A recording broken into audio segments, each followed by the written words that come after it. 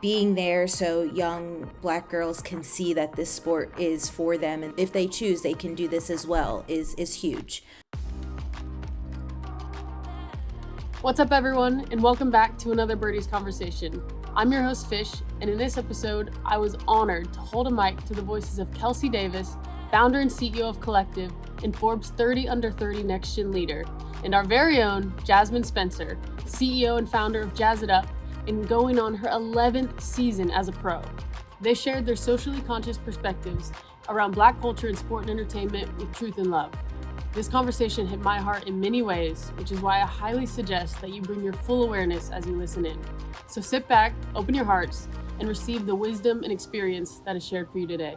Kelsey, you said this the other day that we're all having this human experience, and it's experience from the inside out, although our outside does affect our inside experience, which I think it just nailed it of why these conversations are so important. So thank you both for spending time, energy, and bringing your presence with us. I think to get rooted kind of for the direction of the conversation, what does it mean to you to be a Black person in sports, particularly soccer, although I know you're a baller in basketball, Kelsey, and also the entertainment industry? I can go first. I feel like I'm one of very few, and because of that, I feel a sense of responsibility to try and break down barriers and make sure there are many more to come after me. Yeah, I think to Jasmine's point, I think especially when you look at being a Black person in sports, I think that's for me synonymous as being like a Black person just like in insert industry. I definitely think that oftentimes when we then have this platform, because we know historically that hasn't existed here, when we are given the platform, often we then become a reference point, right? Like into our entire community. And I think especially when potentially you don't have maybe exposure to diverse spaces or diverse cultures, you're only often then using this reference point of Jasmyne, for example, as your example of, Black women or how Black people respond or just all those things. And so often I think identity becomes politicized in that space, even if that's not the intention. Like you're often then just kind of, well, how do you think about this? And, et cetera. And so it definitely feels a little microscopic in that way. But I think that that's also just the nature, of our identity and again, being in our shell as a human. I love that. And I think, Jazz, you mentioned this yesterday about how it's important to acknowledge like what's got us here and who's led us to these moments. And there's a lot that we're not aware of because it's not necessarily taught to the masses. So within these industries, how have you both seen Black culture have an impact on sports and fashion and entertainment?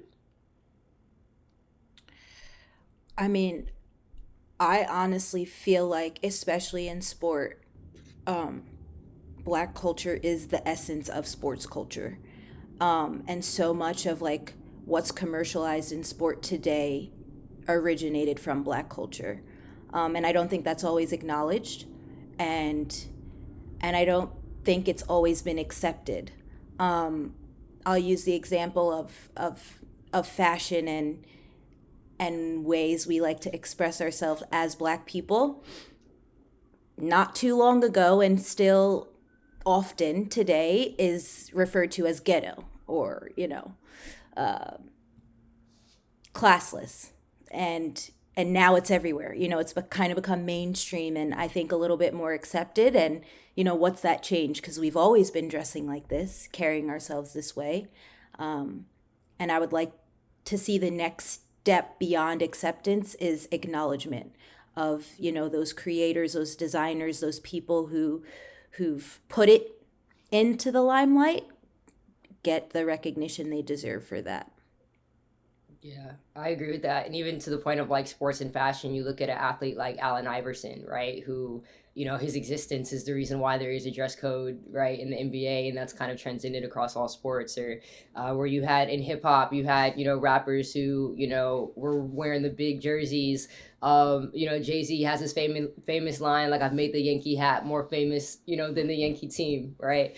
And so I agree when it comes to that intersection of culture, it's evident in the essence of the sports. And I think even if you look at, what has happened since integration of, say, sports, of the entertainment industry, etc., it's almost like, there's a huge exponential acceleration then for like what happens in that market, right? Again, you look at the NBA. I'm a basketball athlete, so you look at the NBA, right? You look at the WNBA, even, right? At the inception of the WNBA, you already have this as a predominantly black sport, right? Within a couple decades, if even that, right, of integration in the context of the NBA, the NFL, you see those like rises in that context as well. And I think to Jasmyne's earlier point, I think when you give Black people the opportunities to participate, we're allowed to take the fullness of who we are, right? Like just our full identity and add value into that space. And so even to the first question, like I think anywhere where we as a people have the ability to operate and to create and to exist, I think that's where, our culture can be additive, right? We can all grow and benefit even from a network economic value by us all being able to participate together. That's all the off the field pitch court stuff, right? Like, let alone what we're doing in our individual sports to evolve the sport, grow the sport. So much of that falls on elite Black athletes, whether or not people want to acknowledge that as well. And there are a million examples. The Williams sisters, Simone Biles, Tiger Woods. Like, I could go on and on and on, but that's another thing that we don't always get credit for, the value that we bring to the sport because of our abilities playing the sport. I love that the work is both on and off the field, and you've both been involved in, well, Kelsey, I'm not sure for sure on the basketball court what you've been involved in, but your work within your industry, how are you, with your work now, how are you intentional about creating a more inclusive and equitable playing field? Yeah, well, I mean, with the work we do, at Collective, it's why we exist. I really believe that talent is everywhere, but opportunity is not. I was someone, I'm from Atlanta, Georgia originally. Going to New York for college was like the biggest thing ever. I was a film major by the time I was a sophomore. I ended up traveling the world producing content for artists and brands as an independent, freelancer. And I saw a lot of issues of how creators and brands connect, right? Like, oftentimes, these young creators are having to maybe move to New York, move to an LA, or maybe, spend all their savings on a plane ticket, hotel to be able to have the opportunity to maybe, use their gift that they've been training for and putting into to be able to scale. And I just didn't really think that that's too equitable. And so what we were able to build is a technology platform that connects creators and brands independent of where you live or how skilled you are, right? And I think being able to give agency to people to be able to communicate who they are, what they do through this portfolio platform, and kind of take agency over their individual careers, I think is the goal, right? So I've been able to do that through technology, which for me has, I think, been an industry and a field where I've really been able to create equity, but I think in literal ways through the tools that we're able to give to people. So yeah, I would definitely say in Collective, that's how I try to create equitability. What about you, Jazz? It can be within soccer as a sport, or it can be with Jazz It Up. Yeah, I think, in terms of the sport of soccer, I think just my presence in the game is doing a lot. It's being there so young Black girls can see that this sport is for them and they can choose. If they choose, they can do this as well, is huge. I think I also do a lot of work with the BWPC, Black Women's Player Collective, and our foundation in terms of making the game more accessible and inclusive, and going into neighborhoods where there's maybe not a ton of safe space to play, but building a mini pitch. So not only is there a safe space to play, but it's also introducing the sport of soccer to kids is huge, and it's something that brings me so much joy. And what I love about Kelsey's work is it kind of takes the excuses away from people and saying like, oh, well, we don't know where to find such and such creators, or we don't know what they're capable of. It removes that barrier. And so people can come to the collective and know that they're going to get quality Black creators for XYZ projects, campaigns that they're interested in, and they, you know, they don't have to work too hard because that, I think people are afraid to do the extra work, and then they fall back on, oh well, these people don't exist, or they're not, there's not a plethora of people to choose from. Well, no, there is. Kelsey's created the platform to show that.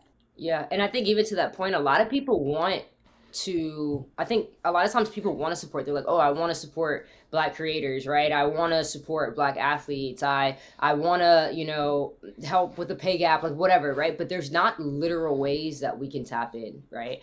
And so I think any times that we can create opportunities for people to plug in, I think, it just makes it easier. As Jasmyne said, a lot of people, maybe they want to support, the movement, but they don't want to have to work too hard to do that. Like, hey, at least make it easy, make it plain, make it simple, make it clear. And so I definitely think that, hopefully people like Jasmyne and myself, can do a lot of work to do that for allies. You definitely both are doing the work. And Jazz, I want to talk a little bit more about the BWPC and like where that came from and what's the focus this year. Yeah, so I guess the idea was kind of born in and around the murder of George Floyd in 2020. It was amidst COVID. We didn't know if we were going to have a season, so we were all the Black women in the league were very isolated in our markets, and very few of us were feeling supported at that time. And so we just started forming our own literal collective and coalition, like reaching out, checking in on one another. Are you okay? How can we help? Having these conversations. And then I think what kind of really pushed us to mobilizing is that a publication close to the league had put out an article saying that we all the Black women in the league had felt supported and had access to resources that was just not true. And so we were like, no, we need to take back our own voice. We need to create something that does exist. So we do feel supported in our league, in our markets, and also just so the next generation doesn't have to go through anything like this. And so, yeah, I mean, in that, the BWPC was born. And I think much of the work that we're doing is aligned with creating the mini pitches, which, gives access to the game in communities that would ordinarily have it. We're announcing soon, I can say it anyway, that we're building 10 more pitches this year to continue that. And we hope to be able to do a little bit more hands-on work in terms of going into these schools, going into these communities, setting up Q&As, building mentorship relationships with the youth so that they know, like, we're not just coming in and out. We're here to help them grow and provide opportunities for them. That's amazing. I mean, especially being in LA, we see it. It's pretty obvious how much lack of space there is for people to play, and where the lack of space is especially. So it's incredible work, and I know that's just like the start of opening up the pathway. But we're excited. I'm excited to watch as this year goes on and to support. And kind of speaking of like supporting from my seat, right? Like, what do you all want from allies? What do you think our role is in this industry right now? Yeah, I definitely think, listening for sure. I think being able to be held accountable often. I think there are times when, these moments happen, whether it's George Floyd, Tyreek Nichols, whether it's, whatever it is that's going on in culture, where oftentimes I think that people can often be quick to, even in good faith or in trying to maybe protect us, right? Like as allies, I think people are maybe quick to advocate on our behalf or lead out in the charge of, what is the message? How are we catalyzing people? What are we trying to ignite and get people around? And I think it doesn't always create the opportunity, even for ourselves as Black people, to like A, grieve, B, to be able to understand like, okay, what does this mean for ourselves? Like, how do we feel, before often then just kind of being led into often, I think, just naturally, what has more resources or maybe has a louder voice. And so often, I think, without trying to, we can often feel silenced even in times where people are trying to support, right? And I think that's love. That's often the nature of love in general, right? Often when we try to love people, we have to listen to, how it is that they want to be loved, right? I can't just come in here and say, hey, like, I'm trying to love you. And you're like, yo, but like, I'm not really receiving that. And so I really think listening and being accountable in that type of way, I think is super, super important. And then allowing, people to make decisions and to lead and to be okay following direction and to, just learn and listen with Black people still being able to occupy and kind of own their spaces, and being a support to whatever it is that we are overall trying to achieve for that specific thing. And I think that's the nature of being an ally in any context, whether we're talking about for the LGBTQ community, if you don't identify as such, or we're talking about nations, like anything. I think that it's really important to listen to the people that you want to ally and advocate for. Jazz, anything to add to that one? Kelsey said it so wonderfully. I mean, the only thing that I could possibly add would be just like being aware and like constantly checking your own like self biases and like where you're at on that spectrum, like, and how dedicated you are to becoming not only an ally but like anti-racist. Like, are you at the very beginning where things are now just being brought to light to you, and so you need to like be doing your own education and really heavily listening? Or are you somebody who's been checking yourself for a while now and you're at a position where you can create space, create resources, and be a little bit more interactive with the community or people that to like help the community? I think it's a spectrum, and allies can fall anywhere on that spectrum, and it's just being self-aware, so that way when you do reach out, it's coming from a place of genuineness and not maybe you're curious but you're not realizing that you asking people questions at inappropriate times or settings like is harmful and offensive, and you don't realize that. So just kind of like assessing yourself and where you're at in your own journey with your allyship as well. Love that. Awareness, self-awareness, intention, and listen. I like all of that. You both are really influential in your own spaces, and I know a lot of people are looking at you and inspired by you. But is there anyone that has led you to this place, that has inspired you, mentored you, or really helped you see maybe when you were in a younger stage that like what you could be and what you wanted to use your voice for? I know I would say my dad for sure, both my parents, but my dad was always very intentional about letting me know that I belong in any space that I'm in at that time. As an athlete growing up, I mean, we were, everywhere, every AAU tournament we went in, we knew that we were just going to dominate the space. And I think as an athlete, I always felt very confident in that. And so that felt natural. But I think once I actually started stepping into these other spaces like film, technology, these more things that were more like, let's say, industrialized or not, just like a sport in that way, I started to feel, for whatever reason, like I don't maybe belong here. This isn't as natural, or I didn't see people that look like me, right? On the basketball court, everyone for the most part looked like me, right?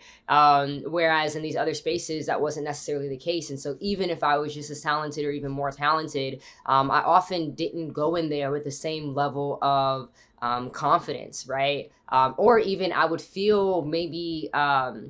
I would feel like, oh, it's wrong to show this confidence, right? That was even something that I know is even kind of a problem for me in the court. But I think, to some degree, I was able to kind of get away from that, or get away with that.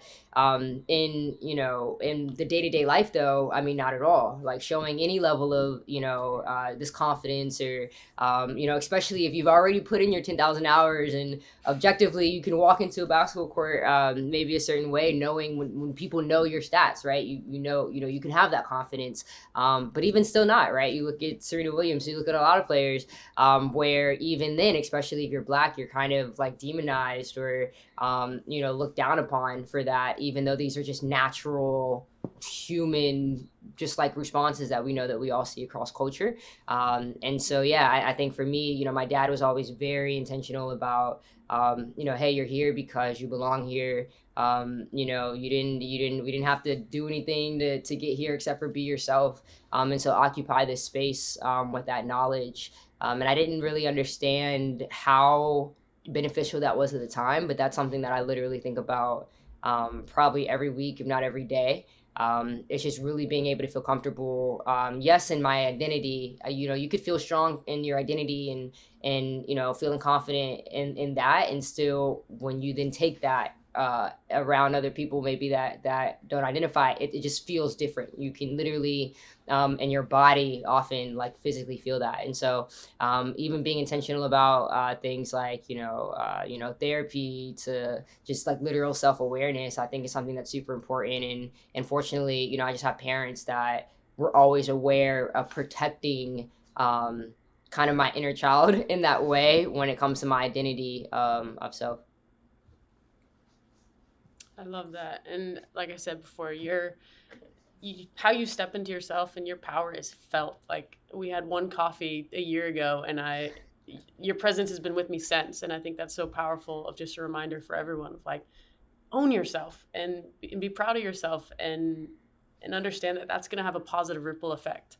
Yeah, that's where we What get our about you, power Jazz? from. I think, and some people don't. I think it takes you maybe different stages of life. But you could be 60, you could be maybe 10. When you really recognize, like, oh wow, there's something about me that when I really spend time with myself, when I really understand me, I can just kind of double down on what's natural and kind of the gifts that are inside of me. But I think often we're pressured by what's around us or by what people are saying to us, again, especially if you have a shell that looks different than what other people are exposed to. Yeah, I guess similar to Kelsey, my family has been like so influential in how I've kind of taken on this role. I think something that I really hold near and dear to my heart is that like I had two older brothers who played soccer as well, and I grew up playing the sport because of them, and they only reached a semi-pro level, but a lot of that had to do with just like the opportunities were not available to them. And I think it's hard enough to become a professional athlete to begin with, but being a Black athlete in a predominantly white sport is a whole nother ball game. And so I think I'm very, very blessed that the opportunity was available to me. And I think I take that to heart, knowing that it could have been this close that it wasn't. And for every year I play this game in this league, I'm hoping that I continue to change, uh, the perception of Black people in this sport, and hope that recruitment changes and youth development changes to become more inclusive, because we do make the sport better. It's the number one sport in the world and the most diverse, and unfortunately in the US it doesn't reflect that. And having my two older brothers go through that and come out on the other side, I really want to be somebody who pushes that forward. Well, heading into year 11, I think you're doing a great job of pushing that forward, and touching many lives. And speaking of touching lives, for those who are following your journey, who are a fan and who are a fan of Jazz It Up, fan of Jasmyne Spencer, and see themselves in you, what is your message to them? I think just that I see you. I am you, and if I can do it, you can do it. And I truly, sincerely mean that. Like, there will be barriers, there will be obstacles, but I am doing my best to break as many of those down so that when you come through, it's a lot easier for you. Yeah, man. I always say, at Collective, we say every human is a creator. I really believe that. I think we're all given the ability to be problem solvers, critical thinkers, to have these ideas and to birth them into reality. And I think that's really what it means to create. And so as creators, my hope is that we're all able to create the life that we want, and can truly, find our way. And so whether that's, connecting with the right people, whether that's connecting with the right opportunities, again, we know talent is everywhere, but we know opportunity isn't. And so my message to everyone is to keep creating, independent of the environment that you're in, what you were birthed into, what your shell is, no matter who you are, you were created to be who you are. And so create, is the advice I would tell everyone. And just thank you. That was beautiful, and very felt. So thank you for always just sharing your full self.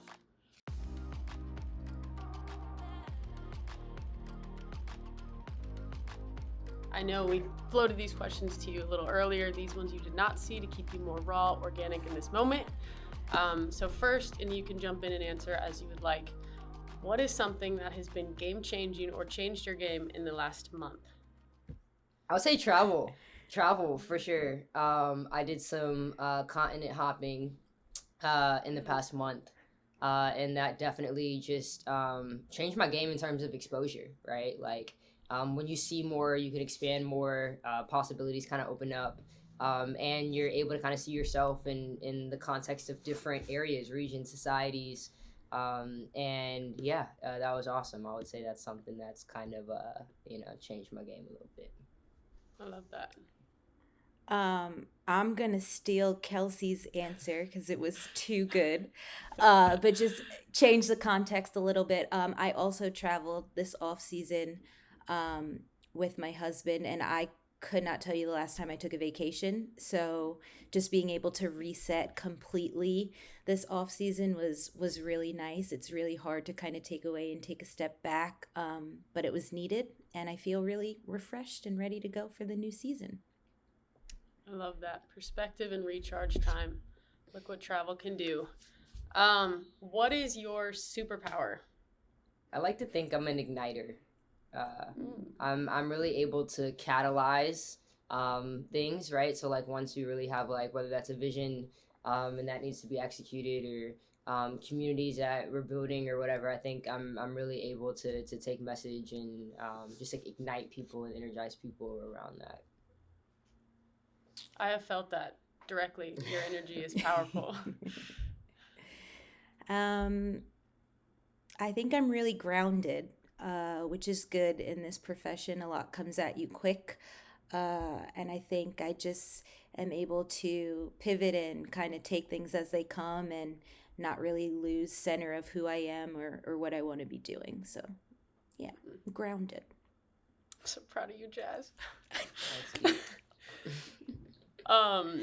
What is your blind spot and how are you working on it? Man, is it blind if we know it? You've come aware of a blind spot. I think in 2023 I want to talk less. So that's all I'll say to that. In the vein of talking less. That's good. I need to start going first because Kelsey's answers are killing it. No, I think I get blinded kind of in like my pursuit for excellence sometimes, if you're following that. And I'm trying to learn to give myself more grace when I don't meet a deadline or a standard that I want to in the time frame that I set for myself. Yeah, so I'm trying to be a little less perfectionist, but still kind of perfect. Yeah, just exactly. Like I wanted to say that, but that defeats the purpose. And obviously, this is my blind spot. So, hey, we said we're working on it, so you're actively working on it, and Kelsey just called it out. Yeah. Well, thank you both so much for again just being present with us fully and sharing yourselves and your energy. I know it's going to be heard, but also felt this conversation and just received in a way that I think we can all carry forward into our lives and maybe think a little differently about things and definitely come for more love. So thank you, and we'll be excited to follow you along on what's next. Awesome. Thanks so much, guys. Of course. Thanks for having me.